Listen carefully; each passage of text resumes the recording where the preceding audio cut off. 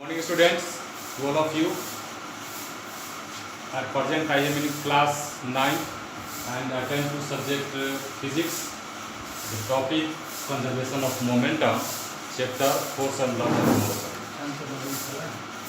Conservation of momentum. Here two words we see. Conservation. The English to English meaning of conservation is save something, and when we talk about momentum, a motion body,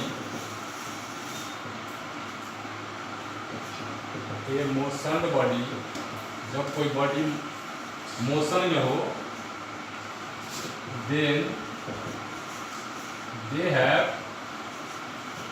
its mass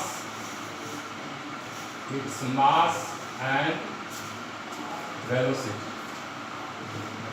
So we can say momentum is equal to the product of mass and velocity. Mass and velocity, here we see this type of sign denoted for momentum. Momentum के लिए इस प्रकार के sign का प्रयोग किया जाता है. In physics we say this sign rho, RHO. जब आप किताब में देखेंगे तो इस साइन के बारे में आपको पता चलेगा कि ये साइन क्या होता है. आफ्टर दैट हम बात करते हैं मास और velocity. Here we see mass and velocity. Mass and velocity, अब इसके बारे में हमको जानना है कि यह कौन सी क्वांटिटी है. फिजिक्स में जितने भी formula, best formula, fundamental formula है, जो भी उसके बारे में we have to know about what type of quantity this refer. This mv, here mv, m means mass and v means velocity. Here we know velocity is vector quantity. The product of vector, when we read in NCERT book, the product of vector, vector के product में हम देखते हैं कि एक m है और एक v है. मास होता है, स्केलर होता है, और v होता है, वेक्टर होता है. तो scalar into vector is vector quantity. So our row momentum is also a vector quantity. Okay, after that we have to prove for this statement conservation of momentum. First of all, we have to know about energy. What is energy? यहाँ पर हम energy के बारे में थोड़ा सा जानते हैं. एनर्जी के बारे में जानते हैं कि एनर्जी क्या होता है कि rate of capacity to do work, हम जो काम करते हैं, capacity to do work is called energy. अब इसी एनर्जी को कंजर्व किया जाता है. तो कंजर्व किया जाता है कहाँ? जब कोई बॉडी मोशन में हो. तो मोशन में जब कोई बॉडी होता है तो उसके एनर्जी को कंजर्व किया जाता है और उसके मोमेंटम को कंजर्व किया जाता है. इसी आधार पर बन गया conservation of momentum. The rule of conservation of momentum is energy cannot be destroyed and energy cannot be create. नहीं इसको क्रिएट किया जा सकता है और नहीं इसको डिस्ट्रॉय किया जा सकता है. तो आफ्टर दैट अब हम टॉपिक पे आते हैं. तो आवर topic is m1 u1 plus m2 u2 is equal to m1 v1 plus m2 v2. अब यहाँ देखते हैं कि 1 और 2 की बात करते हैं. 1 and 2, इसका मतलब है कि number of objects are 2 here. अगर हम बात करें, देखते हैं कि left we have 2 objects. A and B. Left, इसको हम लेफ्ट कर दिए. हमारे पास 2 ऑब्जेक्ट हैं. 2 ऑब्जेक्ट क्या होता है, एक दूसरे के दिशा में चल पड़ते हैं. इनमें क्या होता है, कॉलिजन होता है. कॉलिजन के पश्चात क्या होता है कि ये जो है इस दिशा की ओर मुड़ जाता है और ये जो है इस दिशा की ओर मुड़ जाता है. अब देखते हैं कि mass can not be change.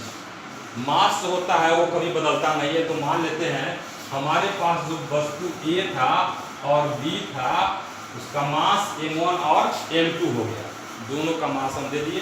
अब देखते हैं before the collision, here before the collision initial velocity of object A is u1. After that the initial velocity of object B before the collision is u2. अब यहाँ पर देखते हैं कि ये ऑब्जेक्ट टक्कर के बाद कहाँ गया, यहाँ आ गया, और ये ऑब्जेक्ट टक्कर के बाद यहाँ प्लेस कर गया। ओके, आफ्टर दैट यहाँ m1 गया किस प्लेस पे, मास चेंज करेगा नहीं करेगा, m1 का m1 हो गया। अब यहाँ पर m2 आ गया, m2 का मास चेंज करेगा नहीं करेगा, और ये आ गया यहाँ पे। आफ्टर दैट अब m1 और m2 का u1 और u2 से वेलोसिटी जो होता है वह v1 और v2 हो जाता है। यहाँ पर ये v1 वेलोसिटी, यहाँ पर v2 वेलोसिटी। इतना समझने में तो कोई दिक्कत नहीं। After that we have a formula rho is equal to m into v। इसका हम क्या निकालते हैं, मोमेंटम हमको निकाल करके प्रूफ करना है कि we have to prove m1 u1 plus m2 u2 is equal to m1 v1 plus m2 v2। After that यहाँ पर हम क्या करते हैं कि we know that f is equal to m into a from second laws of motion. ये दूसरे नियम से, गति के दूसरे नियम से यहाँ पर हम लिए F बराबर ma, F equal to mass into acceleration. अब फर्स्ट ऑब्जेक्ट के लिए अगर हम एक्सेलरेशन की बात करते हैं, फर्स्ट ऑब्जेक्ट के लिए एक्सेलरेशन की बात करते हैं, m इसका भी कांस्टेंट है और इसका भी कांस्टेंट है। आफ्टर दैट m की जगह पर हम क्या ले लेंगे, फर्स्ट ऑब्जेक्ट के लिए, है ना, फर्स्ट ऑब्जेक्ट के लिए फॉर फर्स्ट ऑब्जेक्ट, यहाँ से फॉर द फर्स्ट ऑब्जेक्ट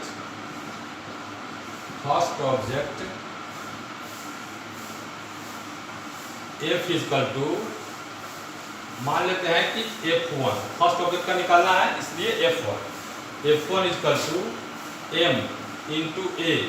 तो m1 यहाँ पर m1 कर दें। आफ्टर दैट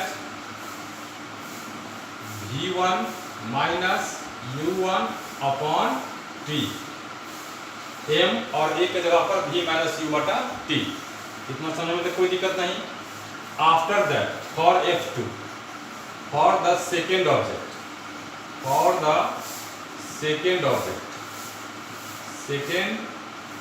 ऑब्जेक्ट f2 बराबर, ये f1 जो है अटैक किया f2 पर और f2 अब अटैक कर रहा है f1 पर। ओके, ये टेंस टू f1 और ये टेंस टू f2, ठीक है ना, इसको टेंस टू पढ़ते हैं। तो अब इसके लिए f2 हम निकालते हैं, तो f2 जितना मोमेंटम एक्सर्ट किया अब यहाँ पर है, तो इसको हम दे देंगे अब m2 and v2 minus u2 upon t. Okay, according to third law of motion we know that every action having its equal reaction, so we can write it here f1 is equal to minus f2. After that the value of f1 and f2 put here। अब यहाँ पर value put करते हैं, ये हो जाता है m1 v1 minus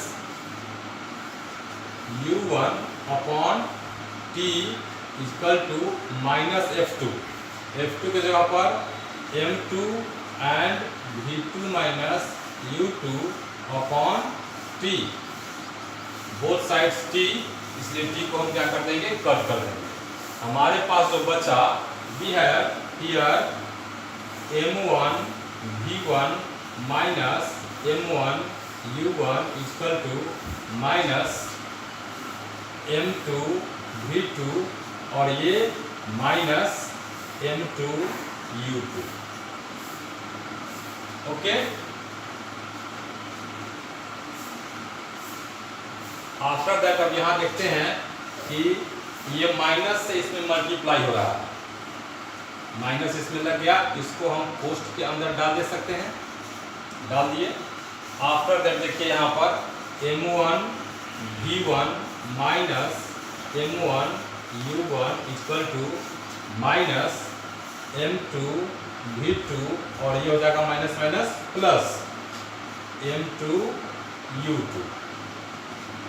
अब यहाँ देखते हैं m1 v1 को लेते हैं, m1 v1 ये माइनस में है, इधर लाएंगे कौन चीज में हो जाएगा, प्लस में हो जाएगा, m2 v2 बराबर, अब यहाँ से ले लेंगे m2 u2 m1 u1 और प्लस m2 u2।